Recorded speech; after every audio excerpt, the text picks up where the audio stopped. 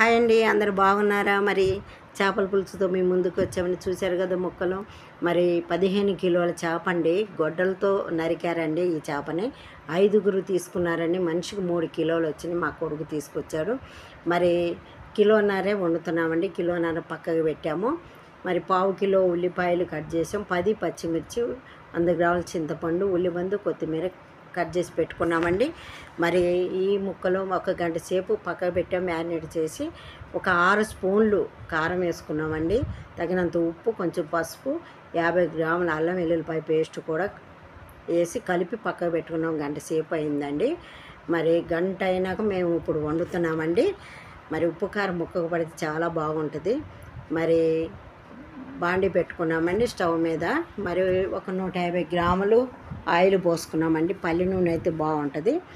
మరి ఆయిల్ కాగిందండి. మరి ఆనియన్స్, పచ్చిమిర్చి వేసుకుంటున్నాము. చూడండి, మరి కలుపుకుందామండి. మరి ఆనియన్స్ ఆయిల్లో చక్కగా దూరగా మగ్గితే బాగుంటుంది. మరి కొత్తిమీరను, ఉల్లిబందు కూడా వేసుకుంటున్నామండి. ఇవి కూడా ఆయిల్లో కొంచెం మగ్గాలండి. మగ్గినాక చేపల ముక్కలు వేసుకోవాలండి. చాలా బాగుందండి చేపల పులుసు కూడా. ఫ్రై కూడా చేసాము, ఒక 5 తీసుకుని ఇందులోనే. చూసారు కదా, మగ్గినాయండి. ఇప్పుడు ముక్కలు వేసుకుంటున్నాము.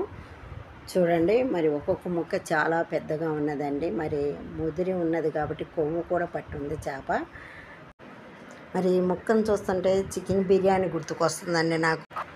మరి క్లాత్ పట్టుకుని తిప్పాలండి. మరి గరిటె పెడితే ముక్క ఇరిగిపోతుందండి. ఎందుకంటే గొడ్డలతో కొట్టాడండి, అది చిదాలు అవదని భయం. మరి ఆయిల్లో కొంచెంసేపు మగ్గనిచ్చామండి. ఇప్పుడు చింతపండు పులుసు పోస్తున్నాము. మరి చింతపండు పులుసు పోసుకుని కొన్ని వాటర్ పోసుకొని మరి తగినంత ఉప్పు కూడా మళ్ళీ వేసుకున్నామండి మేము.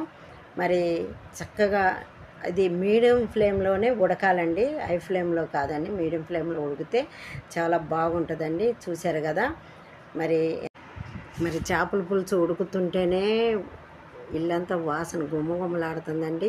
మరి నోట్లో కూడా నీరు ఊరుతుందండి.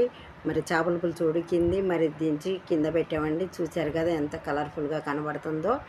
మరి ఈ వీడియో నచ్చితే మీరు కూడా ఇలాగే వండుకొని తింటారని ఆశిస్తున్నానండి. మరి ఒక 5 ముక్కలు ఫ్రై చేస్తున్నామండి. మరి చూశారు కదా, మరి ఒక 5 ముక్కలు ఫ్రై చేస్తే ఆ ముక్క కూడా ఒక్కొక్కరికి ఒక ముక్క తింటేనే ముఖం కొట్టేసిందండి, అంత పెద్దగా ఉన్నాయి ముక్కలు. మరి చాలా రుచిగా కూడా ఉందండి. ఇలాగే మా ఛానల్ సపోర్ట్ చేస్తూ ఉండండి. మరి మీ ఫ్రెండ్స్ షేర్, లైక్ చేయండి. మరి చేపల పులుసులో లవంగాయలు, జీలకర్ర పొడి వాడలేదండి. ఉంటామండి.